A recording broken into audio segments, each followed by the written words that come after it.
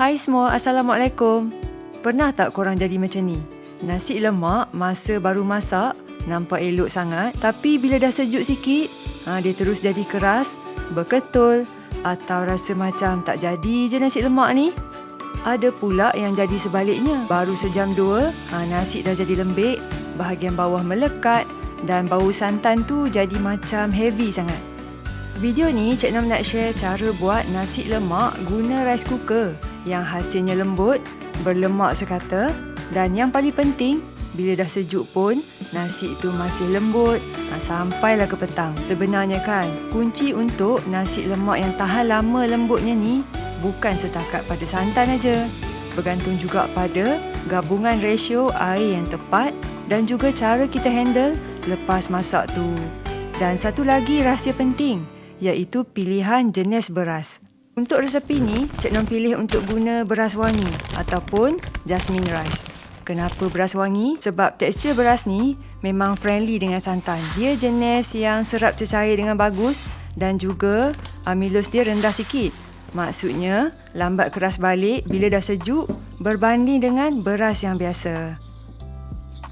Mula-mula sukat beras, Cik Nam guna 3 cawan. Cawan sukat ni Cik Nam guna yang standard periuk nasi tu je.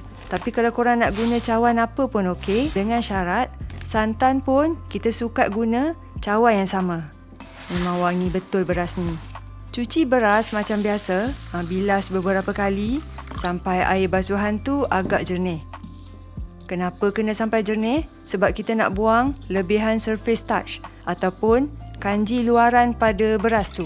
Kanji debu ni lah yang selalunya buat bagi jadi macam gam. Nasi kita terlebih melekat-lekat dan jadi lembik lah bila masak nanti.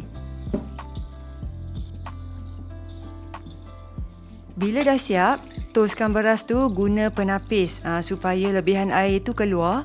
Dan penting step ni sebab kita nak sukatan air nanti tepat.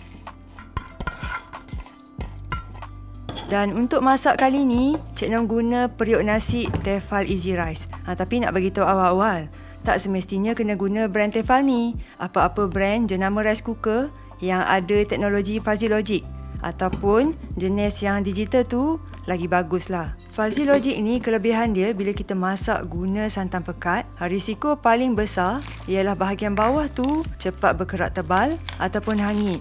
Sebab ada lemak dan juga haba statik. Tapi Fuzzy Logic macam ni akan auto adjust suhu masa masak tu. Tambah pula kalau dapat yang dasar periuk jenis yang membulat macam ni, haba tu dia berpusing sekata sikit. Jadi santan meresap elok dan nasi masak sekata tanpa ada kerak yang melampau lah. Masukkan beras yang dah toast tadi dalam inner pot. Lepas tu korang tuang 1 cawan santan kotak. Dan tambah pula dengan 3.2 cawan air biasa. Formula dia senang nak ingat. 1 cawan beras bersamaan dengan 1.4 cawan cecair. So kalau kita guna 3 cawan beras, 3 tu darablah dengan 1.4. Sama dengan 4.2. Ini memang paling selamat. Tambah 1 sudu kecil garam ataupun korang rasa dulu.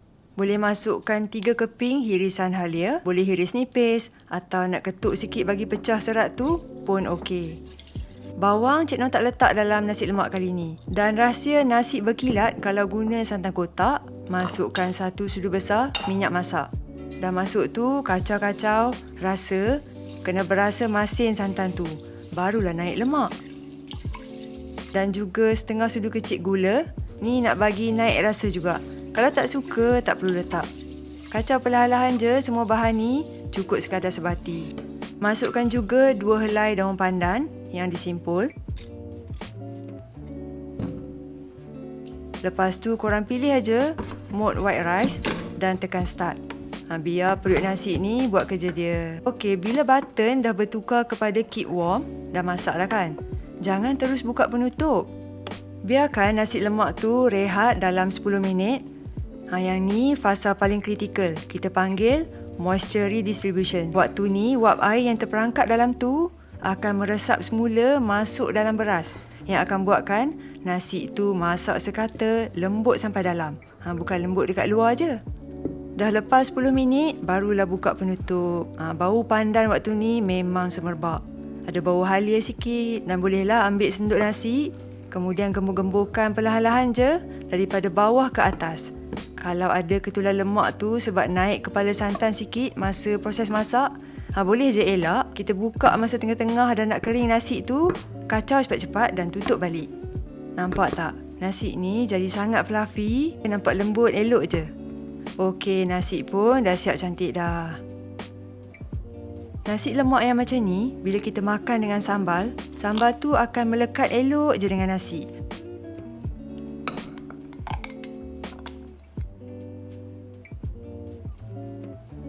Tak adalah kita makan tu tak melekat licin aja.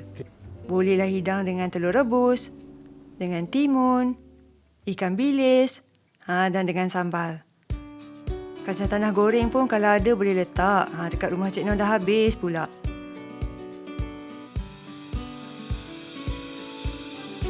Dan macam biasa, recap tips penting. Pertama, cuci beras sampai hilang kanji luaran sampai air hampir jernih. Dan kedua, guna nisbah 1 cawan beras kepada 1.4 cawan cecair. Ketiga, kalau guna periuk jenis fuzzy logic lagi bagus untuk elak santan hangit. Dan yang terakhir, biarkan nasi kita rehat 10 minit sebelum gemburkan. Okey, sekian dari Cik Nom untuk kali ini. Selamat mencuba dan jumpa lagi. Bye!